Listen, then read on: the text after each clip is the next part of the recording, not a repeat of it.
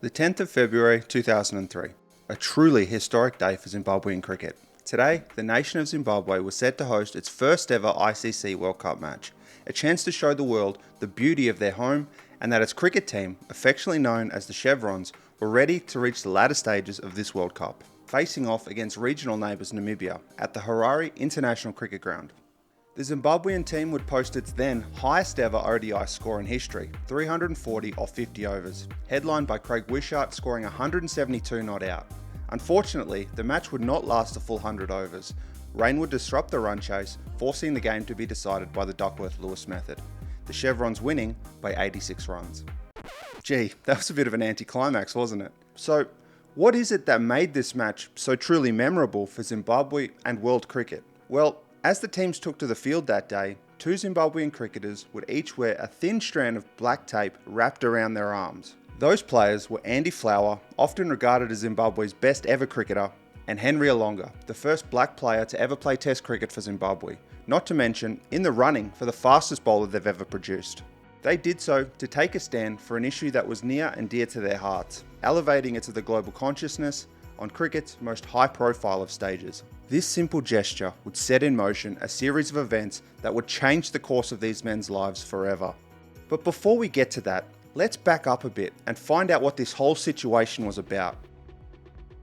At its heart, this is a cricket story intertwined with a political one. By co-hosting this 2003 World Cup, Zimbabwe had the chance to showcase their country to the world, but things at home were less than rosy.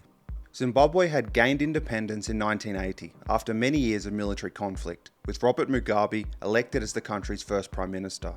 After 23 years in government, Mugabe's regime had undertaken a transformation of the country, now known as the Republic of Zimbabwe. The 1980s saw a decade of steady economic performance and government initiatives designed to improve the living standards of Zimbabweans. But as the 1990s arrived, the government's plan to maintain economic growth and momentum were widely unsuccessful. Towards the end of that decade, Zimbabwe's economy took a turn for the worst, in an event known as Black Friday. During the second half of 1997, war veterans of Zimbabwe's fight for independence began to protest, seeking pension payments for their previous actions. They grew to the extent where Robert Mugabe ordered for the release of billions of Zimbabwean dollars from government coffers to pay some 50,000 veterans. This was not only for a one-time payment in the tens of thousands for each of them, but a monthly pension henceforth, all of which was unbudgeted and was taken away from other government spending obligations. On that same day, the value of the Zimbabwean dollar against the US dollar crashed some 71.5%, and the Zimbabwean stock market lost almost half of its total value. The massive depreciation of the Zimbabwean dollar, basically in a day, meant that costs for everything soared, from daily essentials to food, as well as things needed to run pretty much every part of the economy, and services like healthcare. This was only one of the government decisions that would hurt Zimbabwe in the long term. In 1998, Zimbabwe decided to enter a military conflict in the nearby Democratic Republic of the Congo, one now known as the Second Congo War. This multi-year conflict, which involved numerous other African nations and a variety of militias, resulted in the death and/or displacement of millions of people. And economically, like Black Friday, the incident involved the expenditure of billions of government funds, the majority of which, yet again, were unbudgeted. But arguably, the most well-known event to hurt the Zimbabwean economy had to do with land reform. The Mugabe regime implemented a system of reform which facilitated the seizure of land, particularly farmland, from its existing owners, most of whom were white.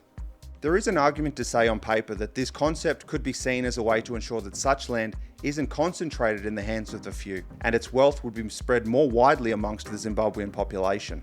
But in reality, the implementation of these reforms was largely carried out through force and threats of violence, with little to no financial compensation provided. Several farm owners and farm employees were killed defending their land. And what made matters worse was that this seized land was often used as a bargaining tool for the regime, and to curry favour with those loyal to them. The knock-on effects of these practices were devastating on many levels. For one, a significant portion of these landowners fled into neighbouring countries or further abroad, fearing for their safety, and taking their knowledge of the land with them. The new landowners were unable to grow the same level of crops as before, if the land was reused at all.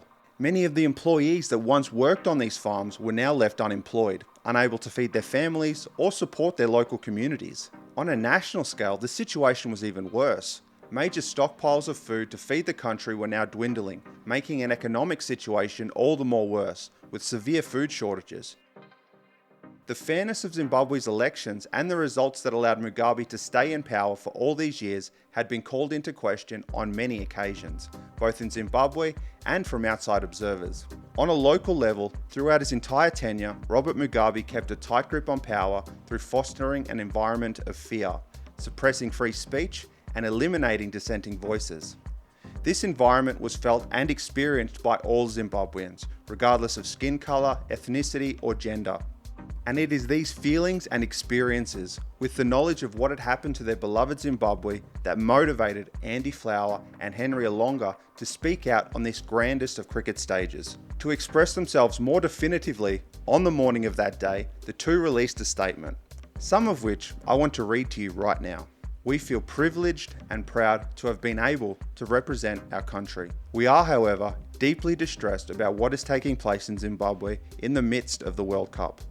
We cannot in good conscience take to the field and ignore the fact that millions of our compatriots are starving, unemployed and oppressed. We are aware that hundreds of thousands of Zimbabweans may even die in the coming months through a combination of starvation, poverty and AIDS. That many people have been unjustly imprisoned and simply for expressing their opinions about what is happening in the country. That people have been and had their homes destroyed because of their beliefs, and that many of those responsible have not been prosecuted. We believe that it is important to stand up for what is right. We have decided that we will each wear a black armband for the duration of the World Cup.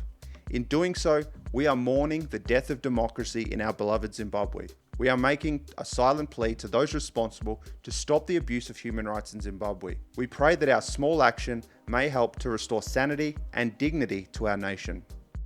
This statement, even over 20 years later, is still just as powerful, especially given the ramifications that they are describing for those who stood out against the regime. This protest wasn't a spur-of-the-moment decision. Andy and Henry had been planning it for some time behind the scenes.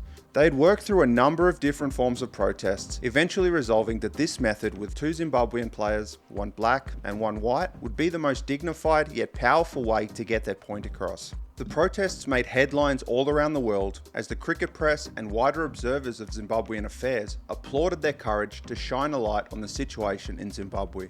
This was in stark contrast to the lack of coverage on the incident in Zimbabwe's local press. But there was a sense that, as long as the spotlight of the cricketing world stayed on Zimbabwe in this World Cup, nothing serious would happen to them. That didn't, however, stop the Zimbabwean authorities from exercising their power in their own way. The Zimbabwean Cricket Union, or ZCU for short, reported both Fowler and Olonga to the ICC, claiming that they brought the game into disrepute.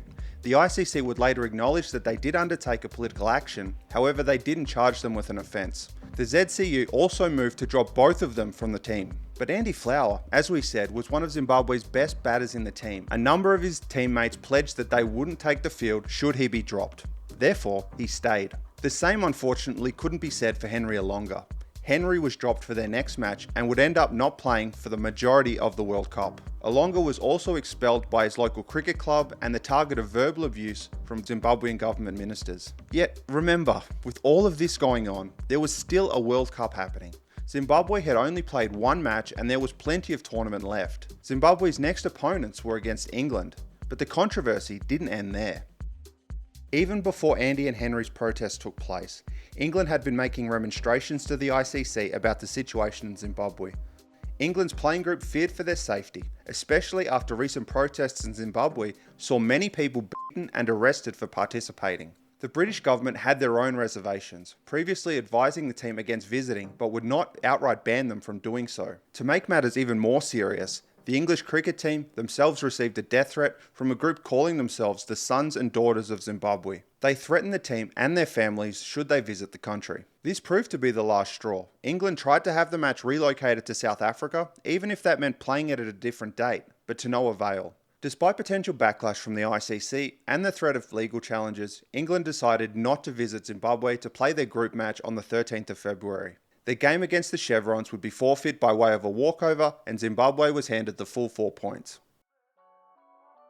Zimbabwe would finally take the field again, minus Henry Olonga, on the 19th of February, playing India in Harare.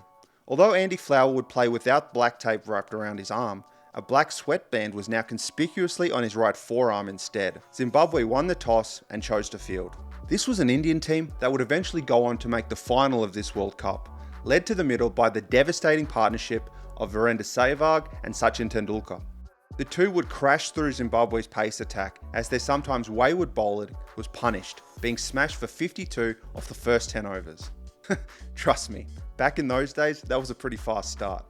A great piece of keeping from Tatenda Taibu would get Sehwag out for a runner ball 38. Sachin then partnered with Dinesh Mongia for 43 more runs, before Andy Flower's brother, Grant Flower, would dismiss them both in the 28th over, including this ripper to get Sachin. Yeah! It's bowled in. Sourav Ganguly and Rahul Dravid were at the crease, but the spin bowling of Flower and Brian Murphy brought Zimbabwe back into the game. By the 40th over, as Zimbabwe dismissed Ganguly and Yuvraj Singh in consecutive overs, the Indians hadn't even reached 200, with 10 overs to go. Dravid batted with the tail to try and get India a defendable total. Although wickets continued to fall, the remaining batters managed to get to 7 for 255 after 50, Dravid finishing with 43 off 55 balls. The Zimbabwean team of this era had the batting firepower to get this total, not to mention they were playing in front of a home crowd. But before we get to that, you may have noticed in some of the clips that we were watching, there were some spectators that were wearing black armbands of their own, or carrying a sign or two.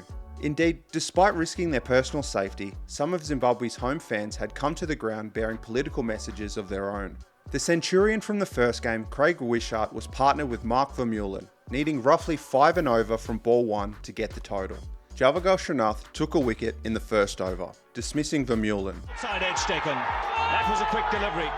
Andy Flower was in next, hoping to carry his team to victory, but both of them were having a hard time against Srinath and Zahir Khan's disciplined bowling. Srinath would have his second in the 9th over, forcing Wishart to chop onto his stumps for 12. The Flower brothers were then united at the crease. After toiling for 76 minutes at the crease for a hard-fought 22, Andy Flower would be bowled around his legs by Harbhajan Singh. Zimbabwe's innings just never got off the ground. As Sourav Ganguly brought himself on to bowl, he would dismiss Grant Flower and Dion Ibrahim in consecutive balls. And Andy Bligno an over later. Even with the spirited lower order, the wickets kept falling. Tatenda Taibu tried to gain a foothold, but could do nothing on his own. By the 4th ball of the 45th over, Zahir Khan would put an exclamation mark on proceedings. Zimbabwe were all out for 170, India winning by 83 runs. The agony's over for Zimbabwe. It's 172 all out as Hondo is clean bowled. Their next match is against Australia. Although the Aussies weren't the target of death threats like England, Australia's government had similar reservations to England and advised the team against travelling to Zimbabwe. But they chose to do it anyway. The Chevrons, through winning their first 2 games, needed probably 2 more wins out of their last 3 to go through to the Super Sixers. Today though, in Bulawayo, it's going to be a tough task. They faced what might be Australia's strongest ever World Cup squad, even if Shane Warne wasn't there, which on its own is an interesting story itself.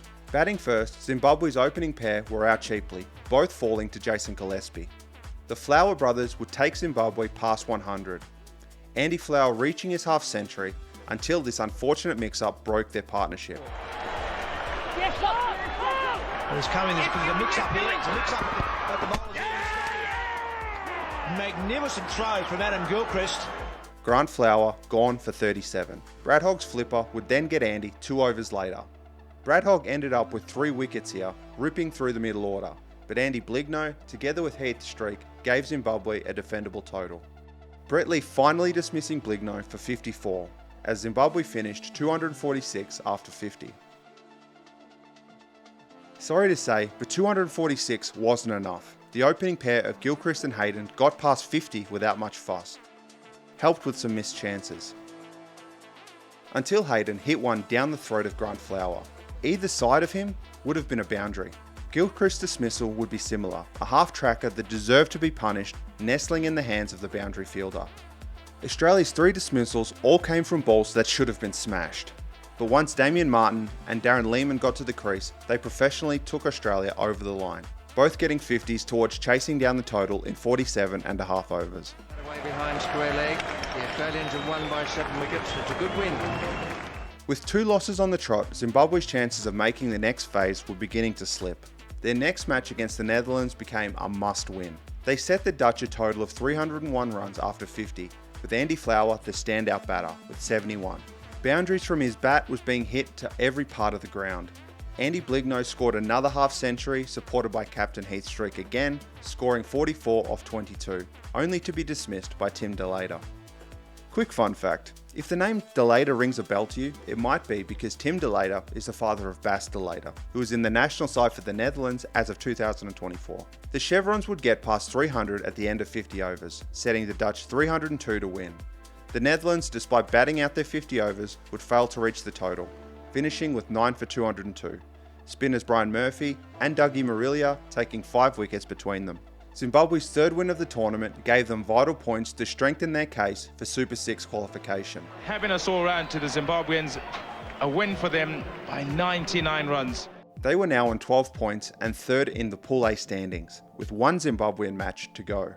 Their nearest rivals were England and Pakistan. England, even though they lost their final group match to Australia, were on 12 points as well, with a superior net run rate. So if Zimbabwe failed to get any points from their final match, England would take the final spot into the Super Sixes. For Andy Flower and Henry Olonga, this last match against Pakistan in Bulawayo would turn out to be even more important, but we'll talk about that after the game. This time of year, in Zimbabwe, early March, is usually the tail end of the rainy season. Zimbabwe's matches, apart from the first game, hadn't really been affected that much by it, but that day would be different. The start of the match was delayed due to rain and would hang around the ground for the rest of the day. Pakistan batted first but faced 9 balls of play before Salim Elahi was gone, getting caught in front off Douglas Hondo for 4. The rain then came back, taking the players off the field. Saeed Anwar and Mohammad Yusuf, well, his name was Yusuf Yahana back then, played for 9 overs before another rain delay came. Sadly, it was just one of those days. They managed to get another 4 overs of play after that delay, the umpires trying to allow play to continue even with the drizzle getting heavier, but it just turned out to be a matter of time. Another downpour came and stopped the game permanently. The match was abandoned, both sides splitting the points with 2 points each. Pakistan's already slim chances of progressing were washed away, while Zimbabwe had a bit of luck to push their points tally to 14, qualifying for the Super Sixes. I'm sure they, like their home fans, were more than happy with that result. And rest of the Pakistani players, it's a big day for Zimbabwe. Australia, India and now Zimbabwe qualify for the next stage. Top 3 qualify for Super Sixes. So getting back to what I was saying earlier, we now know why this match was so important for Zimbabwe, but why for Andy and Henry specifically? Well, all of Zimbabwe's pool games had been played at home, and relatively speaking, no serious harm had come to them so far. If they hadn't qualified, as the world's attention moved towards the finals, it was really unknown what would have happened to them, or could have happened to them after that. But there was something else as well. From the Super Sixes onwards, all games would be played in South Africa. For these 2 men, facing the prospect of reprisals after their protests at home, this gave them safe passage out of the country. Even Henry, although he might not have been playing, he was still a part of the wider squad. Zimbabwe's upcoming Super Sixes campaign, in all honesty, was one to forget. They were beaten in all 3 Super 6 matches against New Zealand, Kenya, who would eventually make the semis, and finally Sri Lanka. The Chevrons finished last on the table with 3.5 points. Henry Olonga would manage to get back on the field for a game, playing against Kenya, dismissing Kennedy Otieno. Andy Flower would also score a 63 in that match, but sadly would be the last that these 2 would earn in the red and gold of Zimbabwe. Andy Flower was already at the tail end of his career, and even before the protest had made preparations to move to England to play county cricket for Essex. Henry's journey from there was different. Henry was receiving death threats ever since his protest, and as the Super Sixes wore on, it became increasingly clear that he might be being watched. In the Super Sixes match versus Sri Lanka, Henry was told that men from Zimbabwe's Central Intelligence Organisation were at the ground in East London. After that final game, Henry announced his retirement from international cricket. As he left to board the team bus at the ground, he was kicked off of it by Zimbabwean team management, given his airfare and told he was on his own. Henry wouldn't return back to Zimbabwe. With only 1 change of clothing, a laptop and his Zimbabwean cricket uniform, he went into hiding before finding his way to the UK, being granted asylum there. Sitting here in 2024, I guess you might be wondering what happened to these two. If you've followed cricket for any length of time since then, you'll already know what happened to Andy. After spending a few more years in county cricket, even getting to play with his brother again for Essex, he would go on to have a very successful coaching career that continues to this day. In the 2010s, under his watch as team director, England would win the Ashes twice and the T20 World Cup in 2010, overseeing arguably England's strongest team in the past 50 years. Additionally, he has enjoyed coaching stints with a variety of different T20 franchises around the world. He was even part of the coaching staff when Australia won the 2023 ICC Cricket World Cup. For Henry, a knee injury would stop him playing much more cricket after that time.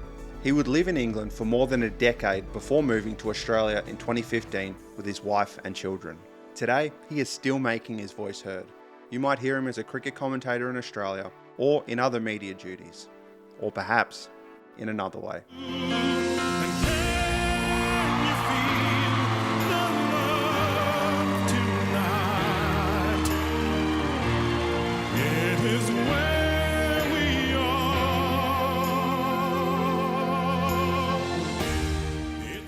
You know, there's a running thread through cricket, well, all of sports really, about how politics and sports should be kept separate from each other.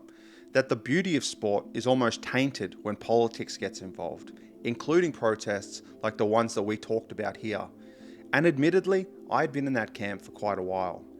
But researching this video and learning more about the story behind these two men's heroic actions, it's made me question that somewhat.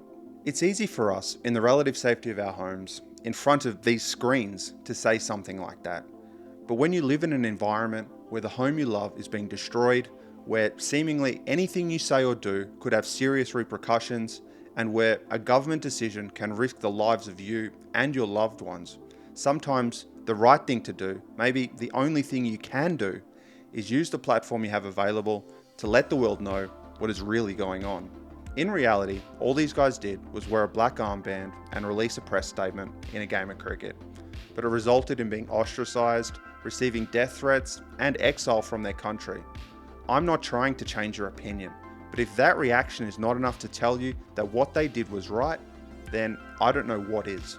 And if you were to ask Andy or Henry more than 20 years later whether it was all worth it, I bet you, most resoundingly, the answer would be yes. Hey guys, I hope you liked the video. If you did, you know the drill by now. Thumbs up, share, comment, really, for all of it, thanks. In the grand scheme of things, the story we covered here is kind of a foreshadowing of Zimbabwean cricket in the years ahead, leading to the Zimbabwean cricket crisis and all the internal turmoil after that. Something that probably deserves its own video. But I'll only make it if you guys want to see it. So let me know in the comments if you do. If you're from the future and I ended up making that video, it'll be here on screen.